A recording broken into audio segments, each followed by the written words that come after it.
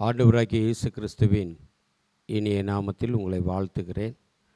கடந்த 6 மாதம் முழுவதும் தேவன் நம்மை பாதுகாத்து கண்மணி போல ஆண்டவர் வழி நடத்தி இந்த 7வது மாதத்துக்குள்ளே ஆண்டவர் நம்மை கொண்டு வந்திருக்கிறார். இந்த மாதம் முழுவதும் கர்த்தர் நம்மை தொடர்ந்து நடத்துவாராக.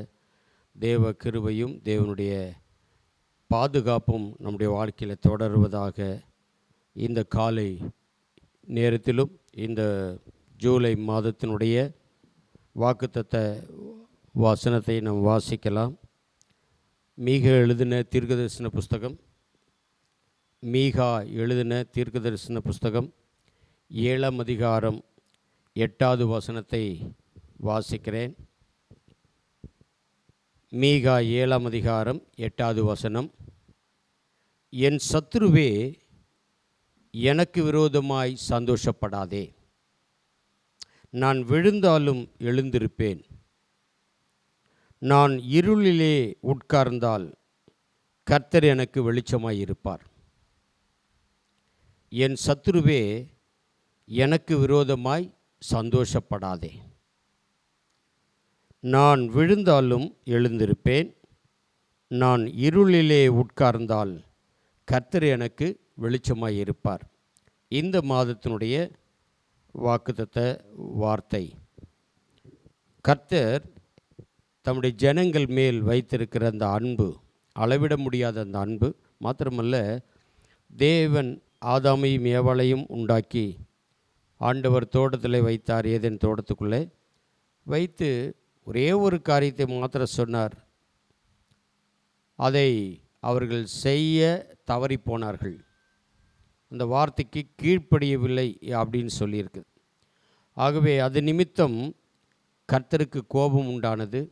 ஏதேன் தோட்டத்தை விட்டு அவர்கள் ஆதாமும் ஏவாளும் வெளியே துரத்தப்பட்டார்கள்.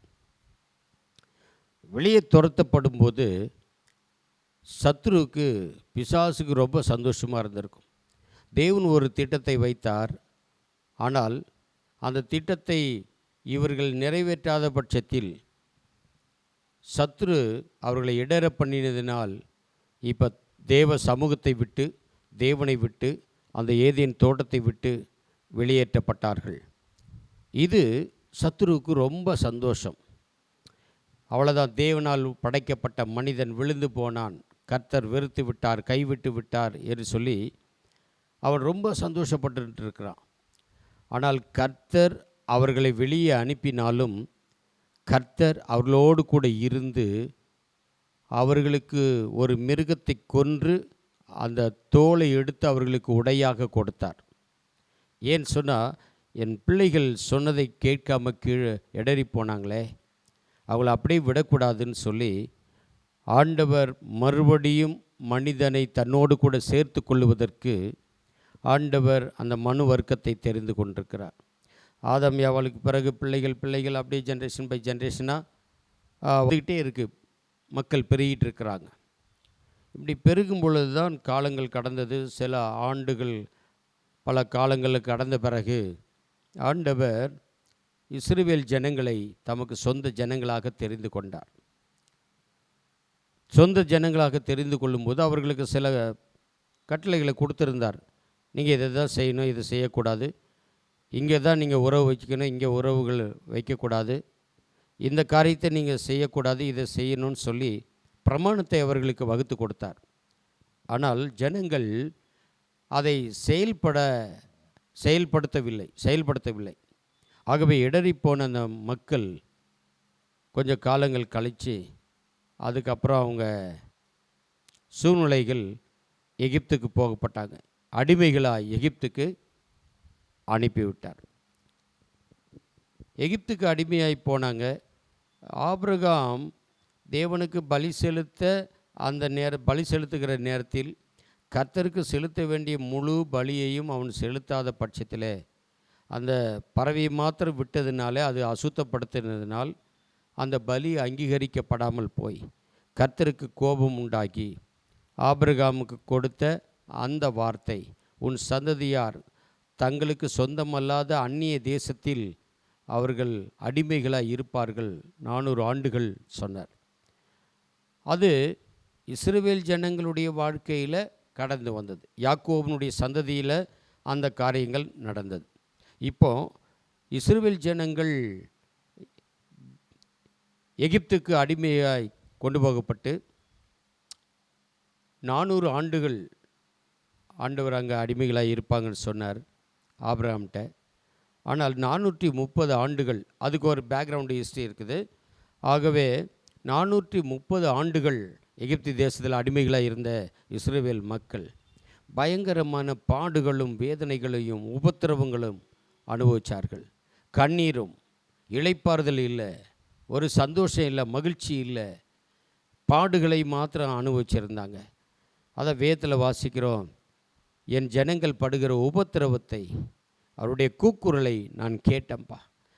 எனக்கு ரொம்ப வருத்தமாக இருக்குது. என் பிள்ளைகள் இவ்வளோ வேதனைப்படுறாங்க, இவ்வளோ கத்தி புலம்புறாங்க, அவங்களுக்கு ரொம்ப கொடுமைகள் அதிகமாக இருக்குது அப்படின்னு சொல்லி அந்த ஜனங்களை கர்த்தர் கைவிடலை, மறக்கலை. அவர்கள் தவறு செய்ததுக்குரிய பனிஷ்மெண்ட்டு கொடுத்தாரு. ஆனால் அதே நேரத்தில் அவர்களோடு கூட தான் கர்த்தர் இருந்து அவர்களை நேசித்தார். இப்போது ஆண்டவர் அவர்களுடைய கூக்குரலையும் அவருடைய கண்ணீரையும் உபத்திரவங்களையும் பாடுகளையும் பார்த்து ஆண்டவர் அவர்களுக்கு ஒரு விடுதலை கொடுக்கணும்னு சொல்லி தீர்மானித்து ஆண்டவர் மோசேக்கிட்ட பேசுகிறார். மோசேக்கிட்ட பேசி, நீ போய் என் ஜனங்களை விடுதலை ஆக்கி கொண்டு வரணும், நீ போப்பா அப்படின்னார்.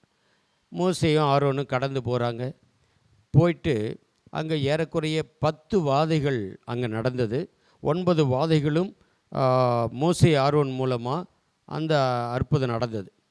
ஆனால் இஸ்ரவேல் ஜனங்கள் தங்கியிருக்கிற அந்த கோசேன் நாட்டில் இருக்கிற அவர்களுக்கு மாத்திரம் இந்த வாதைகள் ஒன்றும் அணுகாதபடி கர்த்தர் பாதுகாத்தார். எகிப்து தேசம் முழுவதும் இருந்தது. அதில் ஒரு பகுதி இவங்க இருந்த கோசேன் நாட்டில் மாத்திரம் அந்த வாதைகள் ஒன்றும் இவர்களை சேதப்படுத்தாதபடி கர்த்தர் பாதுகாத்தார். அப்போது இதெல்லாம் முடிஞ்சது. 10வது வாதை கர்த்தரே அதை அனுமதித்தார். எகிப்து தேசம் முழுவதும் இருக்கிற எல்லா தலையீட்டுகளும், ராஜா முதல் அடிமையானவன் வரைக்கும் எல்லா மிருக ஜீவன்களுடைய தலையீட்டு எல்லாம் அந்த ஒரே ராத்திரியில் எல்லாம் சங்கரிக்கப்பட்டது, எல்லாம் மரித்து போனது. எகிப்து தேசம் முழுவதும் எங்கு பார்த்தாலும் அழுகையும் புலம்பலும் கண்ணீரும் கூக்குரலும். எகிப்தினுடைய ராஜாவால் பார்வோனால் ஒன்றுமே செய்ய முடியல.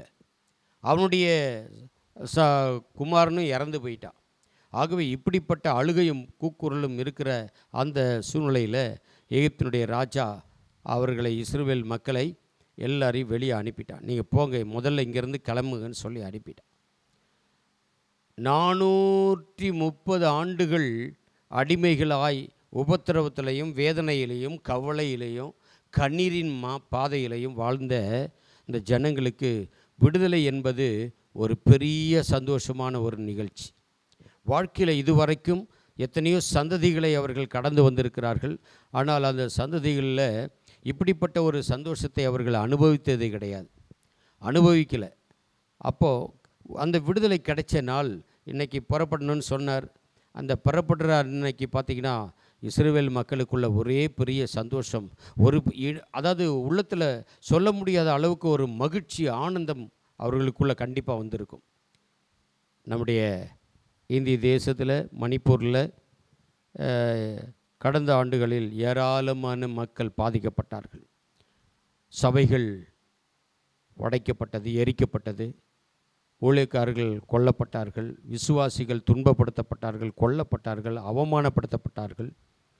இப்படிப்பட்ட சூழ்நிலையில் பல ஆண்டுகள் இப்படிப்பட்ட நெருக்கங்களில் அவர்கள் வாழ்ந்து வந்த அந்த மக்களை கூட கர்த்தர் அவர் கைவிடலை.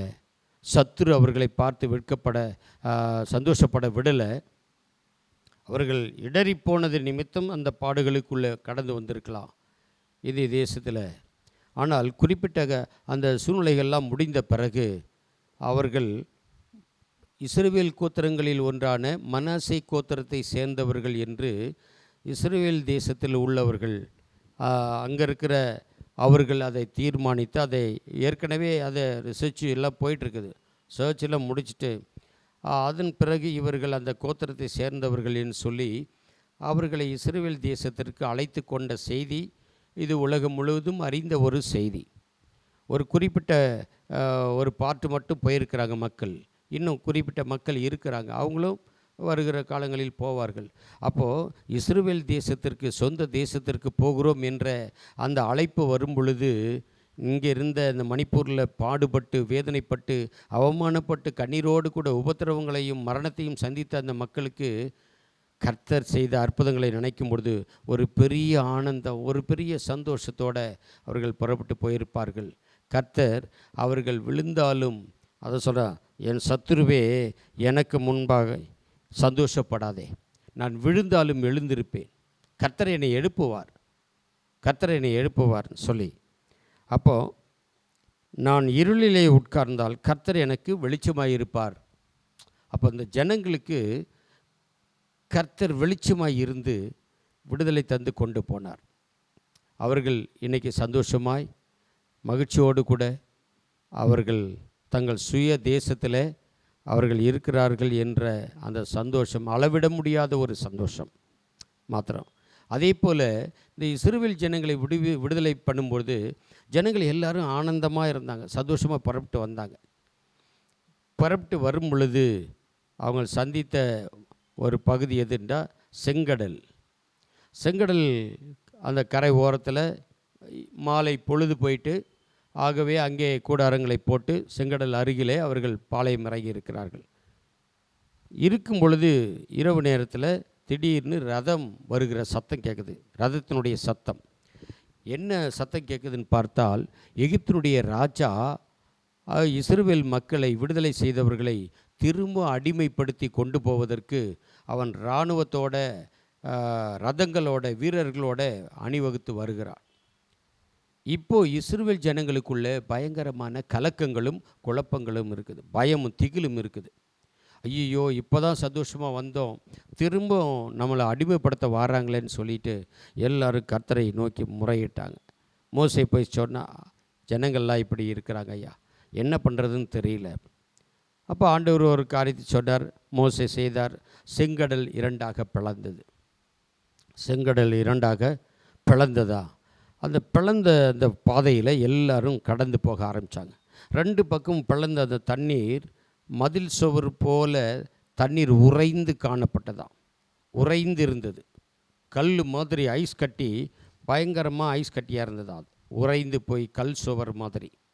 அந்த இடையில் இருக்கிற பகுதி வெட்டாந்தரை வழியாய் இந்த ஜனங்கள் கடந்து போனாங்க, உலர்ந்த தரை வழியாய். அது கூட பாருங்கள், சகதியாக இருந்தால் என் ஜனங்கள்லாம் சிரமப்படுவாங்க, பிள்ளைகள்லாம் இருக்கிறாங்கன்ட்டு கர்த்தர் வெட்டாந்தரையாய் அதை மாற்றி ஜனங்களை கடக்க பண்ணார். அப்போது தண்ணீரை மதிலாக நிறுத்தினார். ஒன்று ஐஸ், உறைந்து போன ஐஸு போல் நிறுத்தினார் ரெண்டு பக்கமும்.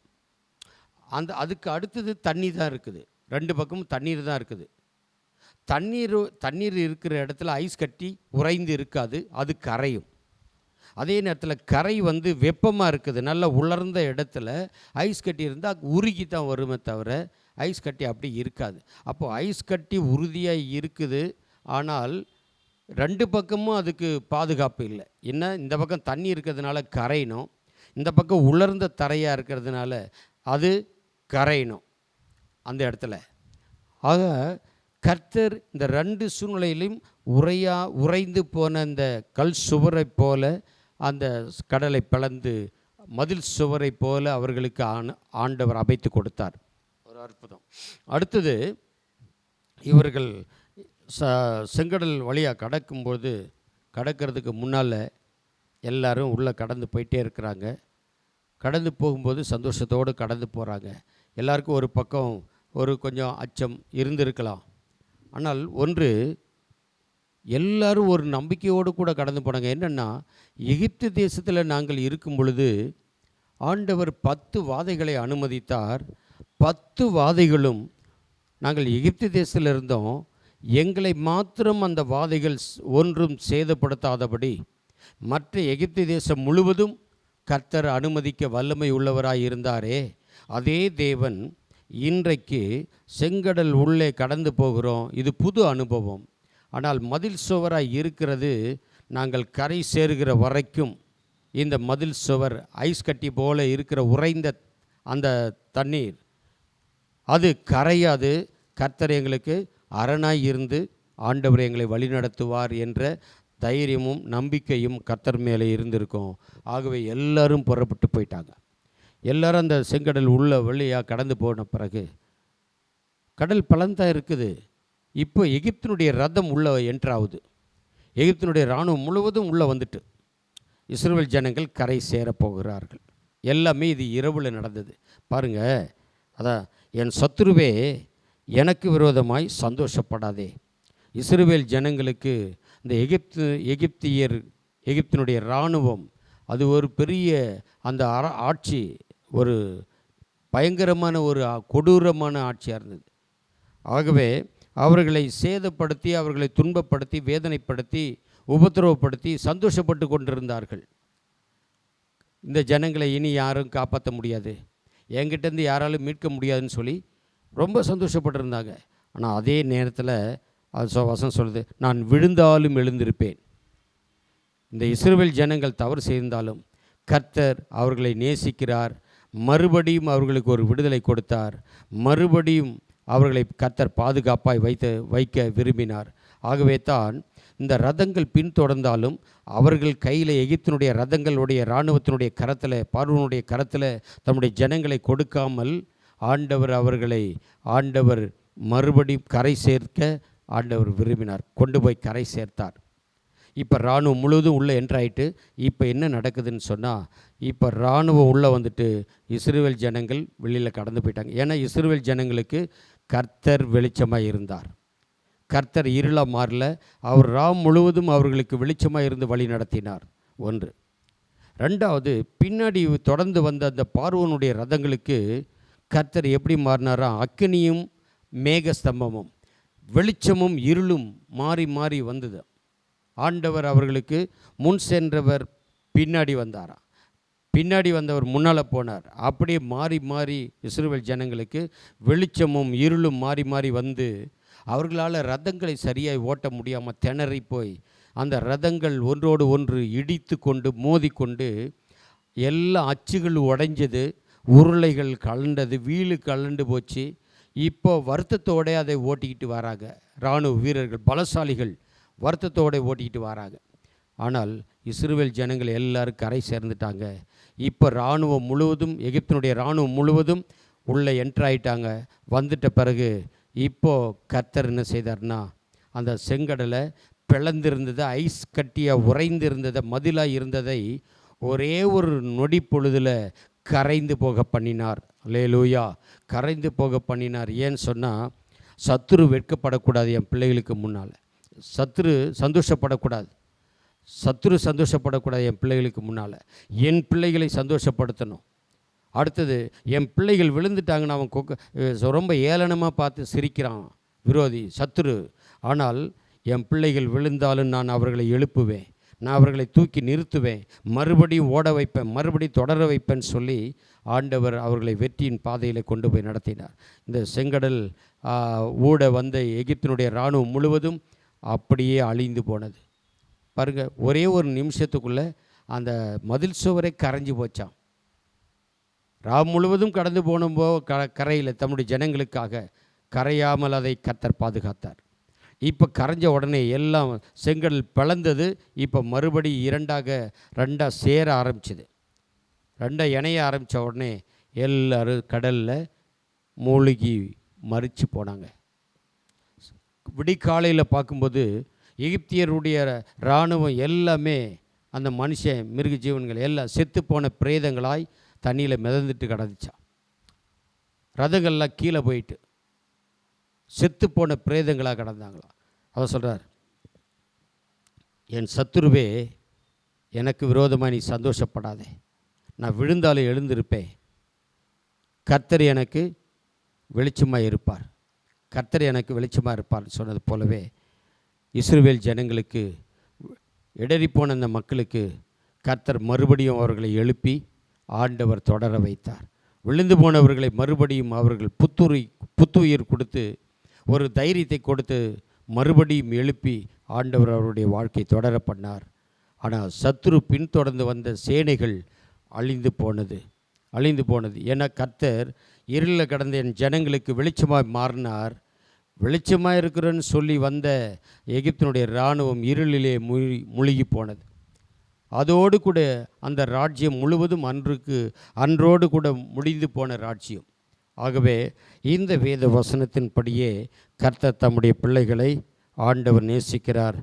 அதான் இன்றைக்கி இந்த வசனத்தை கேட்கிற பிள்ளைகள் இப்போ சொல்லுங்கள், நீங்கள் உங்கள் உள்ளத்துலேருந்து சொல்லுங்கள், என் சத்துருவே எனக்கு விரோதமாய் சந்தோஷப்படாதே. உன்னை கர்த்தர் எதற்காக அழைத்தார் என்றால், நீ கர்த்தருடைய காரியத்தை, கர்த்தருடைய சித்தத்தை, கர்த்தருக்காக எழும்புவாய், செயல்படுவாய் என்று கர்த்தர் உன்னை வைத்திருக்கிறார்.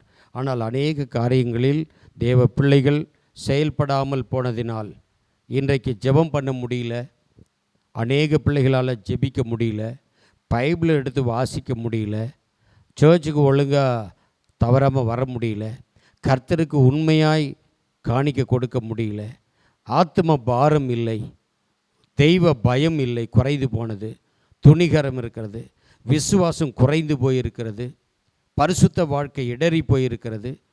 இதெல்லாம் பார்த்து தான் பிசாசு என்ன பண்ணுறான்னா சந்தோஷப்படுறான் வாழ்க்கையில். கடந்த மாதம் வரையிலும் எதெல்லாம் நீங்கள் மிஸ் பண்ணியிருக்கிறீங்களோ, எதெல்லாம் எழும்ப முடியாதபடி ஒரு இருளான பாதையில் நீங்கள் கடந்து போயிருக்கலாம் சிலர்.